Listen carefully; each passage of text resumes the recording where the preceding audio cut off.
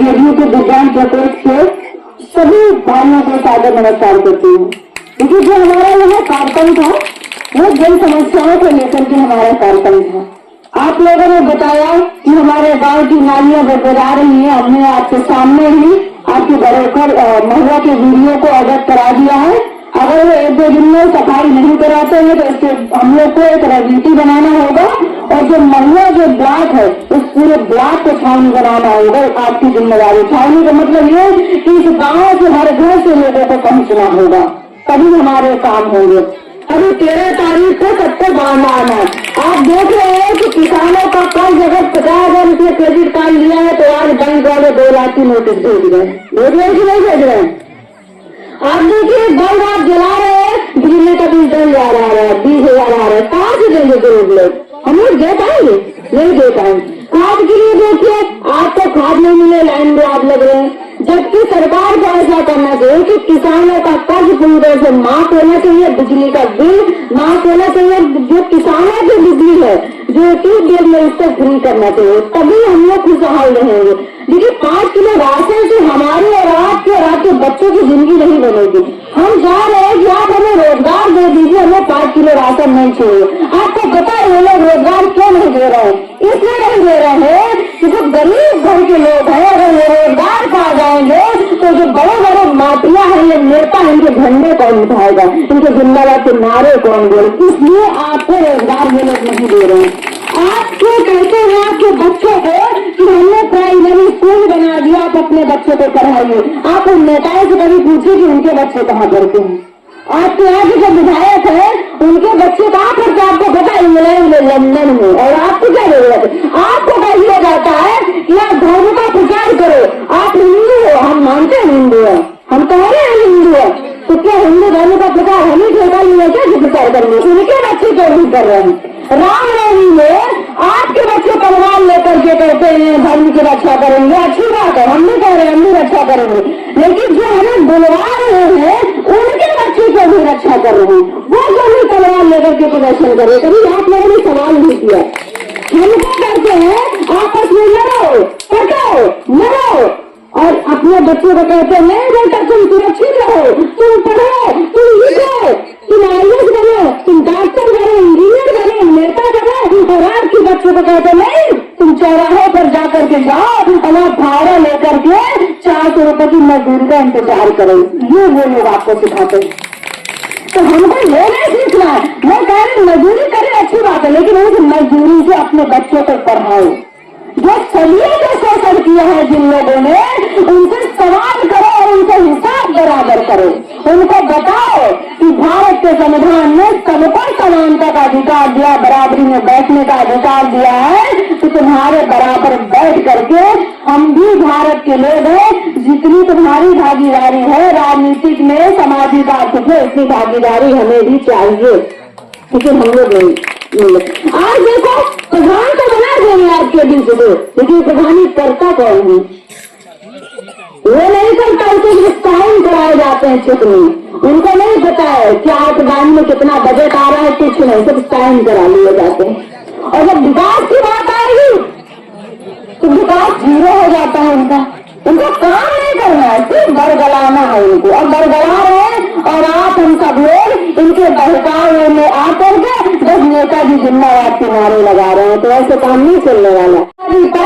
लेकिन काले लोगों से आजाद हम नहीं हुए हैं। जो हमारे महापुरुषों ने सपना देखा था, डॉक्टर भीमराव अम्बेडकर जी, महात्मा गांधी जी, सरदार पटेल जी, फुले जी, वो सपना उनके हमको पूरे करना है। पूरे तभी होंगे जब हम लोग जागरूक होंगे। हर घर से गोभी पासी बनेगी, हर घर से सरकारी गाड़ी बनेगी, हर घर से भगत सिंह निकलेंगे, तब जा करके हमें आजादी मिलेगी। नहीं आजादी नहीं मिलने वाली है। सबसे पहले हमको आजादी हमें अपने घर से लेना पड़ेगा, अपने समाज से लेना पड़ेगा, अपने मोहल्ले से लेना पड़ेगा, अपने रिश्तेदारों से हमको लेना पड़ेगा। जब हमारे घर की बहन बेटियां निकलती है तो सबसे पहले परिवार उन्हें उठाता है कि अरे देखो उसकी औरत को, देखो उसकी बेटियों को। ये बताइए अगर आपकी बात जो है करोड़पति होती है और आपकी बेटी अगर करोड़पति पिता के संतान होती तो कोई सवाल नहीं करता है। सवाल गरीब की लड़कियों पर होते हैं, सवाल गरीब के लड़कों पर होते हैं कि देखिए कैसे घूम रहे हैं।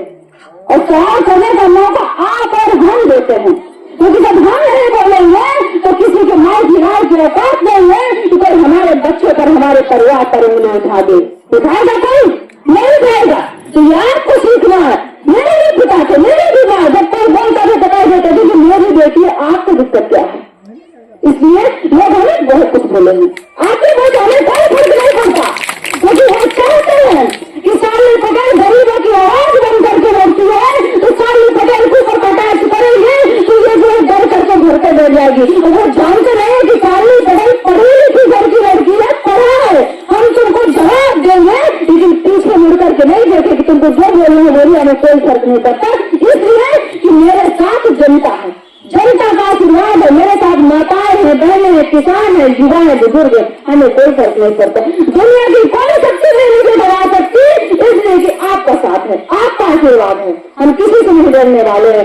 आप लोगों को मैं बता दूं, अभी हमने एक आंदोलन करने जा रहे थे लखनऊ विधानसभा का, जो आपके राज्य विधायक आपके क्षेत्र के हमारे खिलाफ एक बहुत सारे एससी भाई को आगे किया और उसकी औरत को और लिखवाया हमारे खिलाफ 5 लाख हमने दिया, 5 लाख की किराई की। आप बताइए, आप मुझे इतने लोग जानते हैं, कभी हमने कभी किसी का 5 रुपए लिया?